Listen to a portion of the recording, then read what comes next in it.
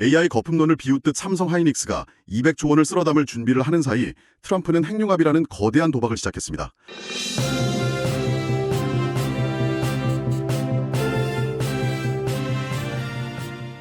밤사이 쏟아진 뉴스들 중 핵심 소식들만 엄선했습니다. 데일리 투자 나침반 12월 19일 금요일 아침 지금 바로 확인하시죠. 네, 안녕하세요. 어젯밤 미국 증시 분위기가 아주 좋았네요. 11월 CPI 소비자 물가 지수죠? 이게 예상보다 좀 낮게 2.7%로 나오면서 인플레이션 우려를 한시름 덜었어요. 네, 맞습니다. 그러니까 이제 시장에서는 내년에 연준이 금리를 내릴 거라는 기대감이 훨씬 더 커지는 거죠. 그렇죠.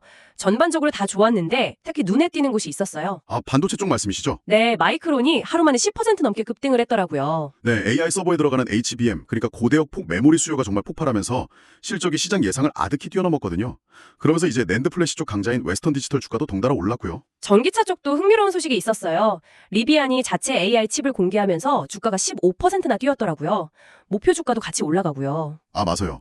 이제는 정말 테슬라뿐만 아니라 여러 업체들이 소프트웨어, 하드웨어 기술 경쟁을 본격적으로 하는 것 같습니다. 자, 그럼 가장 뜨거웠던 이야기 바로 이 반도체 섹터부터 본격적으로 한번 파고 들어보겠습니다.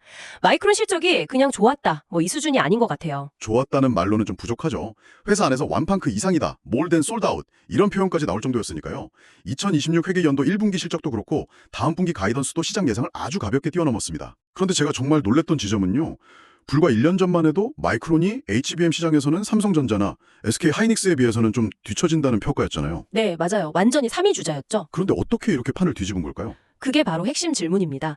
마이크론이 뭐랄까 일종의 도박을 한 거예요. 도박이요?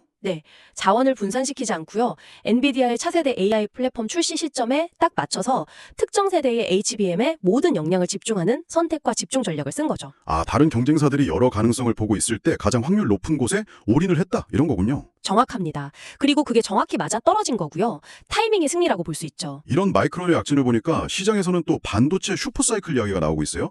일부에서는 내년에 삼성전자랑 SK 하이닉스 영업이익 합쳐서 200조 원에 육박할 거라는 전망까지 나오던데 이거 좀 너무 성급한 기대 아닐까요? 충분히 그런 의심을 할 수 있죠. 슈퍼사이클이란 단어가 지난 몇 년간 우리를 좀 힘들게 했잖아요. 맞아요. 희망 고문처럼요. 네, 그런데 이번에는 결이 조금 다르다고 보는 시각이 많습니다. 바로 수요의 질이 바뀌었다는 점 때문이에요. 수요의 질이요? 과거 사이클이 PC나 스마트폰 같은 일반 소비자 제품 교체 주기에 따라서 움직였다면요. 지금은 AI라는 아주 명확하고 거대한 전방 산업이 반도체를 그냥 빨아들이고 있거든요. 그러니까 AI 거품 논란은 있어도 AI를 구현하는 데 꼭 필요한 곡괭이와 삽인, 반도체 기업들은 실제로 엄청난 돈을 벌고 있는 거죠. 아, 수요의 질이 다르다는 표현이 확 와닿네요. 그런데 이렇게 수요가 폭발하니까 또 다른 문제가 생기는 것 같아요. D램뿐만 아니라 낸드 플래시 쪽도 공급 부족이 심상치 않다고요? 맞습니다. AI의 두뇌가 D램이라면 데이터를 저장하는 거대한 창고는 낸드 플래시 기반의 SSD거든요. 네, 그렇죠. 우리가 쓰는 개인용 PC의 SSD랑은 차원이 좀 달라요. 데이터 센터에 들어가는 기업용 SSD는 24시간 내내 정말 혹독한 환경에서 데이터를 읽고 써야 하거든요. 내구성이 엄청나게 중요합니다. 결국 그 고성능 제품에 대한 수요의 공급이 못 따라가고 있다 이 말씀이시군요. 정확합니다. 낸드 업체들이 수익이 좀 덜 나는 일반 소비자용 제품 생산은 줄이고 돈이 되는 고성능 기업용 SSD 생산에 집중하고 있어요. 그러다 보니까 이제 원재료인 웨이퍼 단계부터 병목 현상이 생기는 거죠. 아, 시장조사기관 자료를 보니까요. 지난 11월에 낸드 웨이퍼 가격이 제품에 따라서는 한 달 만에 최대 60% 이상 폭등했어요. 60%요? 엄청나네요. 네, 그래서 일부 노트북 제조사들은 신제품 SSD 용량을 오히려 줄이는 방안까지 검토하고 있다고 합니다. 기술은 발전하는데 저장 공간은 줄어든다니 참 아이러니하네요. 이런 상황에서 우리 삼성전자랑 SK 하이닉스는 아예 기술 격차를 더 벌리려는 것 같아요. 신기술 소식도 있었죠. 네, 두 회사 모두 초격차 기술로 이 상황을 돌파하려는 거죠. 삼성전자는 소캠2, SOCAM2라는 새로운 서버용 메모리 모듈 샘플을 주요 고객사, 특히 엔비디아에 공급하기 시작했습니다. 그건 어떤 건가요? 기존 제품보다 크기는 절반으로 줄이고 속도는 20%나 높인 제품이에요. 데이터 센터는 공간 효율이 생명이니까 아주 매력적인 거죠. SK 하이닉스 소식도 있었죠? 네, SK하이닉스는 업계 최초로 10나노 5세대 공정 기반 서버용 D램이 인텔의 최신 서버 플랫폼 호환성 인증을 통과했습니다. 서버용 CPU 시장의 절대 강자가 인텔이잖아요. 인텔 인증을 가장 먼저 받았다는 건 기술 표준을 우리가 이끌어 가겠다는 강력한 신호인 셈입니다. 들어보니까 결국 이 모든 반도체 전쟁의 근본에는 AI가 있는데 이 AI라는 게 칩만 먹는 게 아니잖아요. 네, 전기를 정말 어마어마하게 잡아먹죠. 맞습니다. 전력 문제가 가장 큰 숙제죠. 이 에너지 문제를 해결 못하면 AI 혁명도 한계가 있을 텐데 여기서 정말 의외의 인물이 등장합니다. 바로 도널드 트럼프 전 대통령.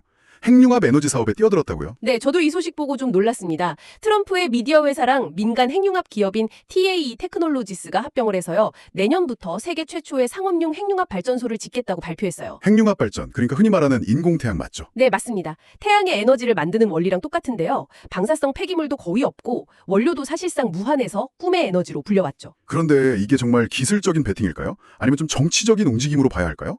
핵융합은 아직 상용화까지는 시간이 많이 필요하다는 게 일반적인 시각이었잖아요. 양쪽 측면을 다 봐야 할 것 같습니다. 기술적으로는 AI 덕분에 핵융합로를 제어하는 복잡한 시뮬레이션이 훨씬 정교해지면서 상용화 시점이 빨라질 수 있다는 기대가 커진 건 사실이에요. 빌 게이츠나 제프 베이저스 같은 사람들도 이미 몇 년 전부터 핵융합 스타트업에 엄청나게 투자해 왔고요. 아, 그렇군요.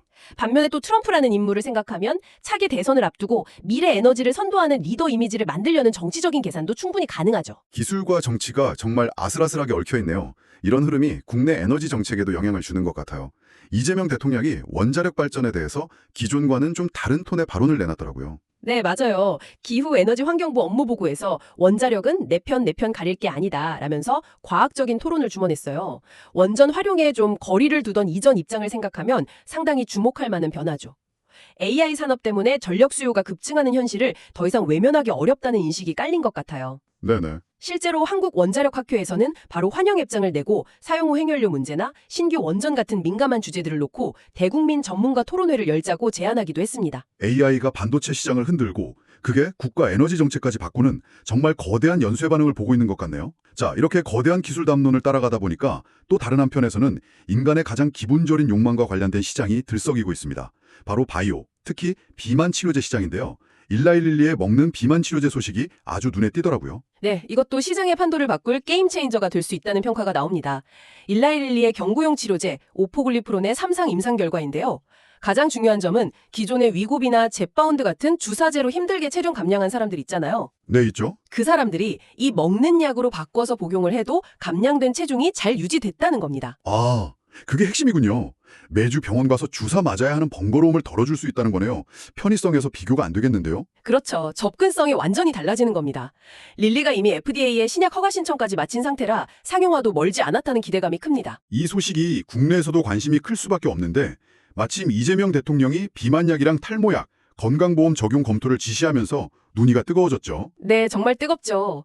환자 입장에서는 당연히 좋은 일이지만 이게 또 건강보험 재정 문제나 어디까지를 치료로 볼 거냐 이런 복잡한 문제들이 얽혀 있어서요. 그렇죠. 예를 들어 대한의사협회 같은 경우는 비만은 여러 합병증을 일으키는 질병이니까 건보 적용에 찬성하지만 탈모는 미용 목적이 강해서 반대한다는 입장을 분명히 했어요. 비용 문제도 만만치 않을 것 같아요. 엄청나죠. 지금 비급여로 처방되는 먹는 약 큐시미아가 한 달에 한 15만 원 정도고요.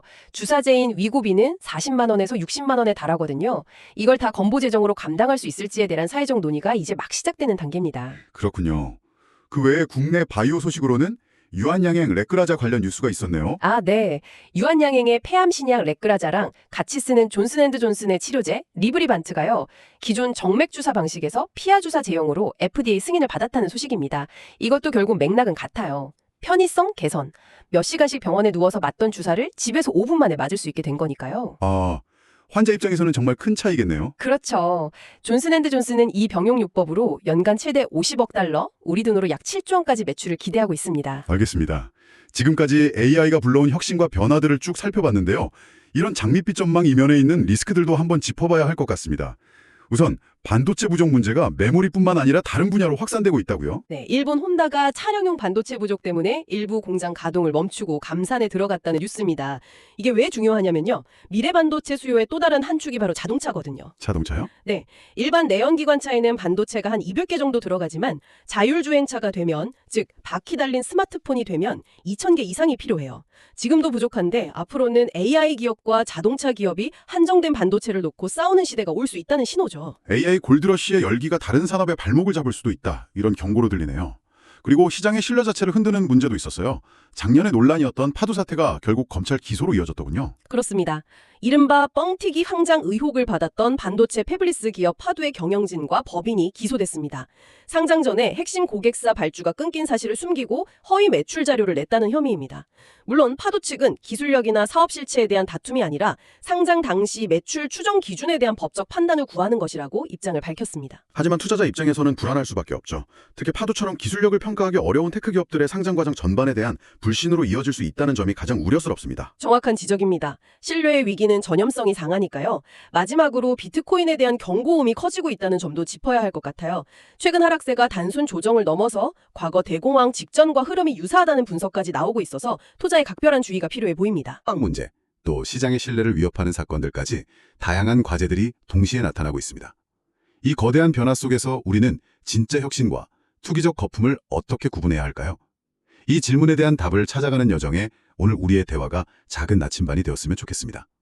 청취해주셔서 감사합니다. 즐거운 하루 되세요.